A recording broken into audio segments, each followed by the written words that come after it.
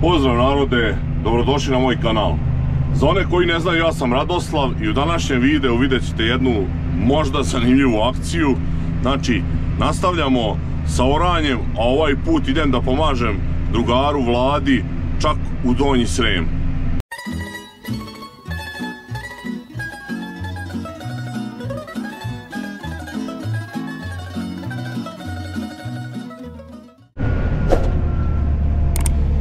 Evo, prelazim autoput, još nema, tu je 5 do 6 ujutru, znači krenuo sam od kuće u 20 do 6, za 15 minuta sam stigao do ovde i kao što vidite nema mnogo vozila, nema žive duše. Nadam se da sam za 15 minuta kod Vlade kući. Jesam nešto. Evo 7 sati polako svanjiva, sipamo gorivo, pili smo kafu i kreće se zašanju, tamo ćemo da oremo. Znači ima još odavde ohohoj, možda i sat vremena vožnje. Biće zanimljivo.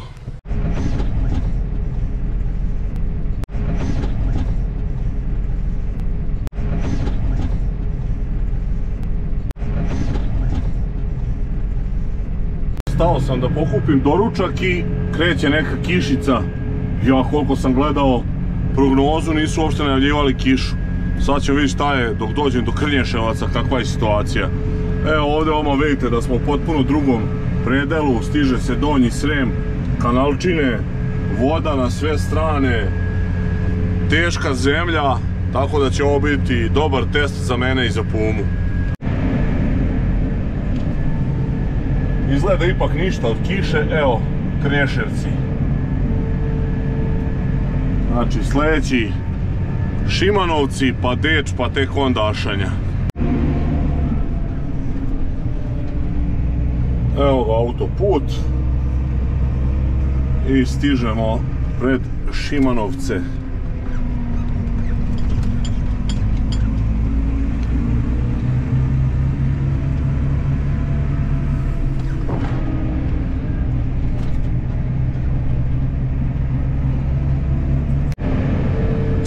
I evo ga Deč.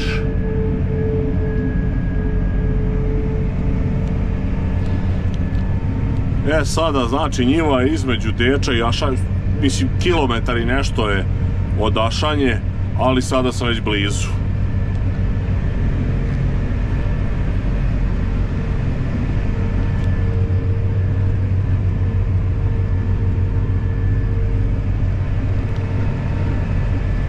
Konačno stižemo do ovog kružnog toka. Znači ovdje imamo desno Pećinci, pravo Ašanja, a levo, pravo da vam kažem i ne znam šta je. Samo moram vidjeti šta je levo. Tu je, da, Surčinska opština. Sad imam još jedno, možda 2 km asfalta i onda skrećem na Letnjak. Ovo na ulasku u Ašanju, jako lepo paze ljudi na kanal, znači nema uopšte nečistoće i nema smeća, ovo se meni pričinjava.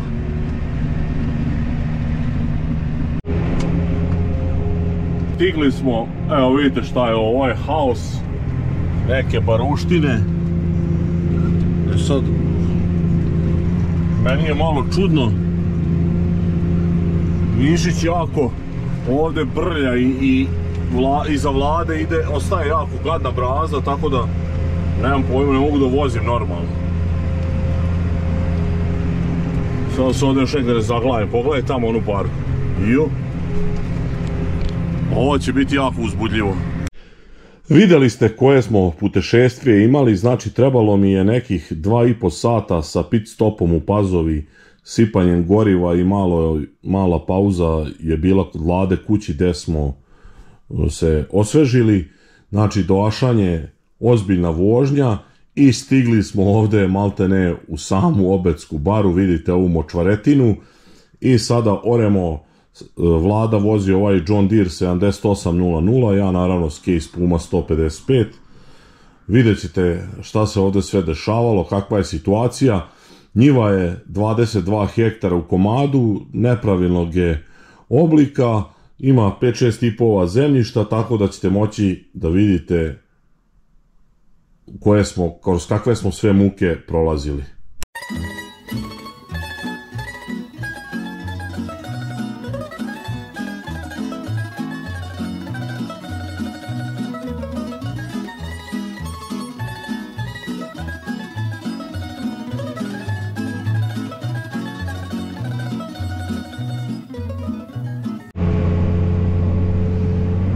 Uglavnom ovo ne znam da ste nekad videli.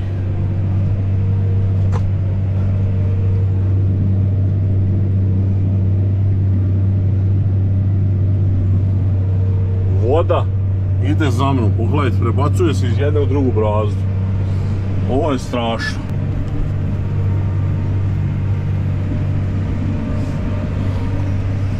Ovo su uslovi neverovatni. Tako nije teško za raj.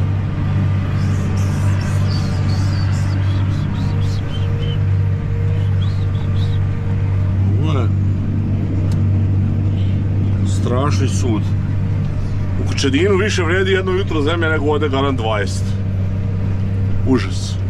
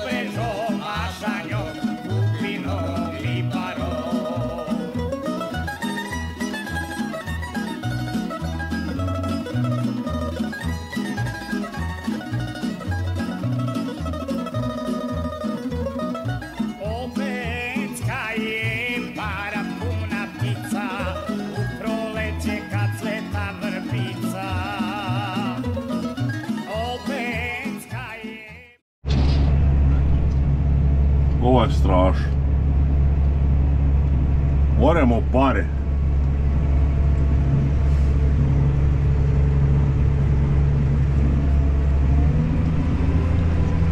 Pogledajte ovo.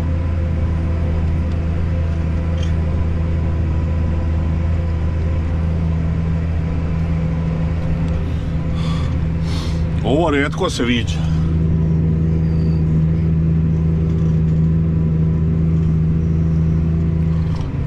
Višiću jebala te njiva. Para puna ptica, u proleće kad cveta vrbica. Žela ćemo ja i ti u najlepšoj prirodi, obrežom, mašanjom, kupinom i parom. Obrežom, mašanjom, kupinom i parom.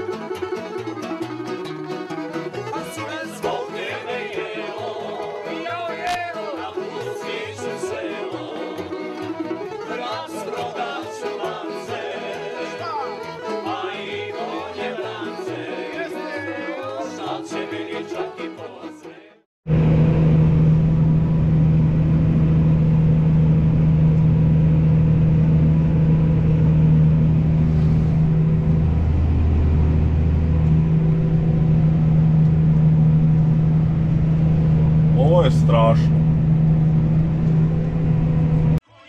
Šta će meni togi lanci kad mi fale tvoji poljuci? Šta će meni konji vranci, šta će meni togi lanci kad mi fale tvoji poljuci?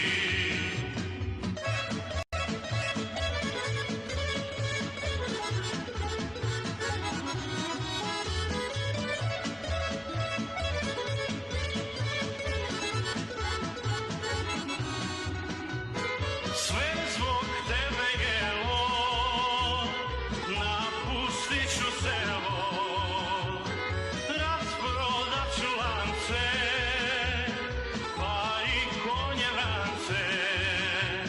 Šta će meni čak i pola Srema, kada tebe pored mene nema? Šta će meni konji vranci, šta će meni tolki lanci, kad mi fale tvoji poljuci? Šta će meni konji vranci, šta će meni tolki lanci, kad mi fale tvoji poljuci? Šta će meni konji vranci, šta će meni tolki lanci, kad mi fale tvoji poljuci?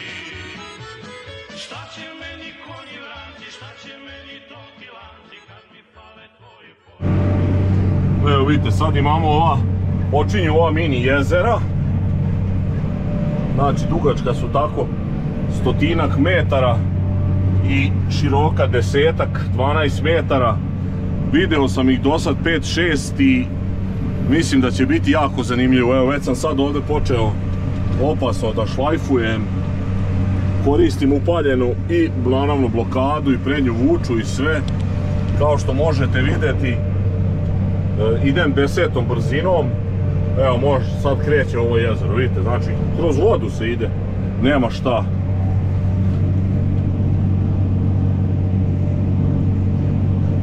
Evo vidite kako iza polako voda ulazi u razor. Ovo su zaista, za moj kraj, ovo su uslovi kakvi nikad nisu viđeni. Ne verujem da ikad iko u našem selu radio oranje po ovakvom vremenu. Ja sam 2008. Nisam sad siguran koje godine. Posle 2-3 godine kad sam kupio prvog Rusa, vukli smo repu do 26. januara i kasnije sam u februaru išao do Oren, to je isto bilo blato, ali kod nas je blato potpuno drugačije, znači nije nigde ležala voda, bila je samo blatuština. Ovo leži voda, ovo su jezera kakva zaista kod nas nema. U stvari ja imam na jednom mestu, radim jednu njivu uslužno, njiva je mala, nekih 60 ari i na jednom kraju možda jedno 20 ari je ovako, kao sad ovo. Ali je to njiva izuzetno uska, ima 8 metara širine i onda to prođe s plugom iz 2 kruga i gotovo, izdrži se tih par minuta kad je strašno, onda ide lepo, suvo, pa onda opet isto, ali ovo je neviđeno nešto. Ovo cijela njiva, da je ovakva čudna zemlja i da ima 30% blata i bara, neverovatno.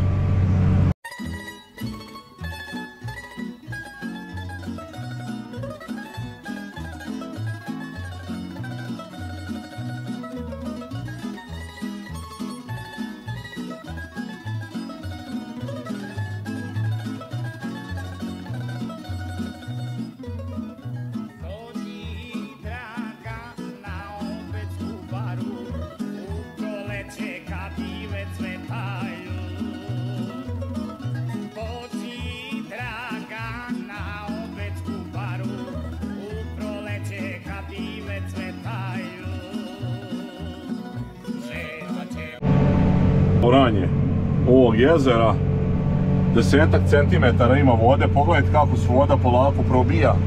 Vidite ovo, ovdje gdje je srušilo ovaj zid, neverovatno. A vidite iza mene šta je.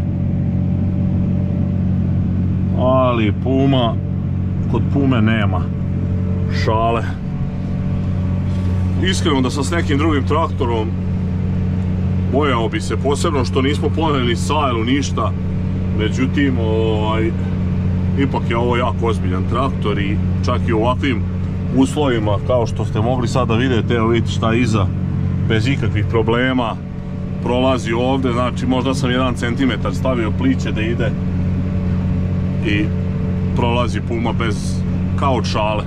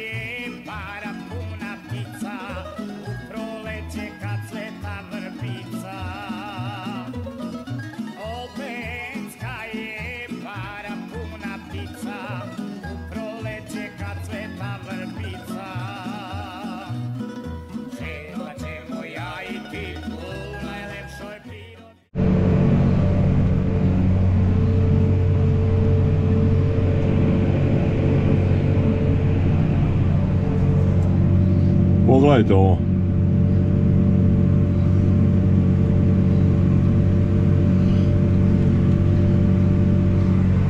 A puma i dalje ide kao da ništa se ne dešava.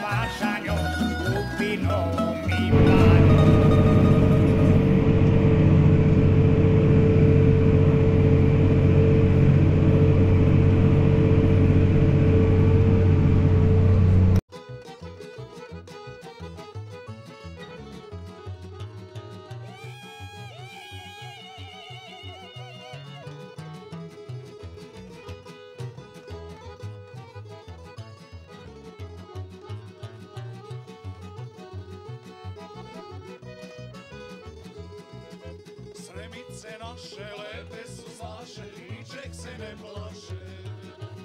Igrati znaju, pevati znaju, ljubit se najbolje. Sremice naše lepe su...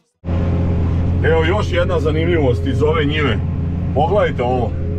Sve ove rivače, to su sve divlje svinje pravile ovdje. Tu su sve bile uništile pšenicu gdje je ležala voda. Mislim, i voda je uništila i divlje svinje, znači nenormalan broj divlje svinja. Ovdje kad smo radili leto s kombajnom, bilo je baš gadno zbog tih rupa. Vidjet ćete sad malo detalje. Znači, mi smo mogli, ono što se tiče pšenice je bilo loše, mogli smo da žurimo, da jurimo s kombajnom, međutim nismo mogli od tih rupa gdje su se svinje valjale. Evo vidite sad ovdje, recimo, ovo je 2 sa 1 rupa. Ozbiljna rupa i duboka 25-30 cm. Evo vidite. Vidite sad ovdje ispred, kao minska polja. Dobro, ajde, ova nije velika. Uglavnom, u ovoj njivi nema šta nema. Pogledajte sad ovo. Pogledajte ovo kako je razriveno. Kao traktor da je kopao. Vidite ovo. Pogledajte. Vidite koliko se zaljudjao traktor. Ovakva njiva Ne znam da li još negde ima. Vidite kako je ovo letos izgledala njiva, znači ovo sve što se zeleni i što se crni, tu su ili bare ili je već bila udavljena pšenica, tako da smo to preskakali. Na kraju, suma sumarum, morali smo skoro 40% njive da preskočimo, to jest nismo radili, evo vidjeli ste kako to izgleda. Znači bile su to baš ono ozbiljne muke, bilo je tu mjesta gdje je bilo pravo blato, gdje su divlje svinje pravile haos i gdje je voda uništila pšenicu.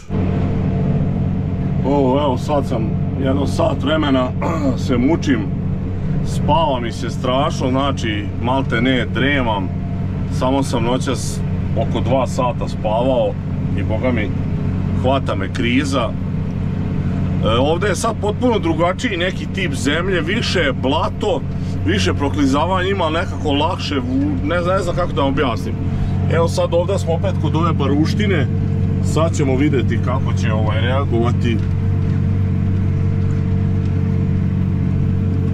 traktor i plug.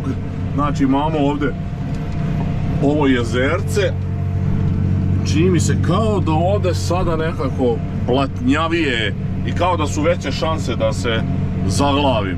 Iako tamo ste vidjeli kako sam prošao kroz ono blato, kroz onu vodu kao da i nema. Međutim, evo izgleda i ovdje ide kroz vodu. Najgore je ovo gdje od gore onako kao vlažno, a nema vode da leži. Tu je baš blato, evo vidite sad kroz ovu vodu ide dobro. Nema nikakvih problema, ne smanjujem ni dubinu, ništa. Iako generalno cijelu njivu ne idemo duboko. Gazda je rekao da se ne ore duboko, znači po ovom kako mi pokazuje hidrolika ide nekih od možda najpliće gdje sam išao 16 do 21-2. Ne orem dublje, možda sam negdje malo, ali tako oremo, ni ne moš ovo kaljavo je, zaustavlja traktor, šlajfuje. Uglavnom, za sada dobro ide, mislim da sam negdje blizu polovine ovog dela. Vlada je tamo, eno vidite, John Deere, on ore onu polovinu, tu ima jedan kanal sisavac koji preseca njivu, koji izvlači vodu ovako, tako da sad taman možemo da podelimo se, da ne bi se čekali na uratinama, da ne bismo gubili vrijeme.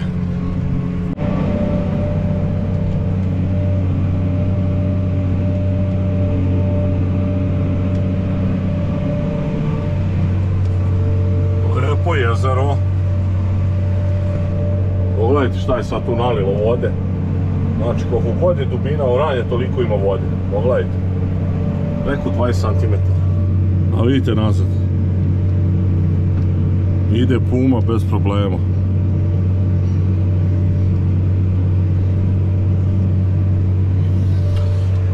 Meni samo nije jasno kako ovo posle bude dobro i šta se dešava s ovim zemljištem. Kod nas kad bi po ovakvom blatu uzorao, to ne bi bilo dobro. Znači ja sam jedne godine orao, bilo je jako blato i jedno 2-3 godine mi nešto nije dobro rađala ta zemlja, a svake godine kad sam orao, izoravao sam neke ovako, šta ja znam, 3x3 kao zemlju, kao šljunak, jako čudno je bilo. Tako da nemam pojma, ovdje očigledno da to ne predstavlja problem. Ja po ovako, kad bi kod nas ovako blato bilo i uzoralo se, kažemo, to bi bila totalna katastrofa.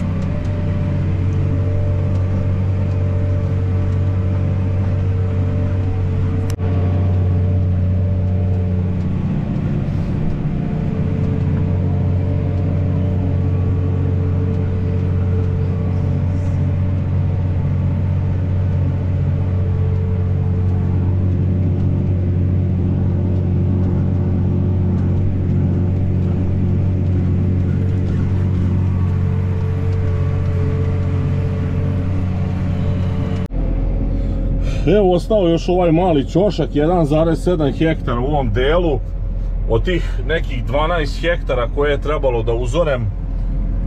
Međutim, kao što možete vidjeti, gorivo odavno mi se upala rezerva i ne smijem da se igram, tako da bih ja ipak krenuo u kući.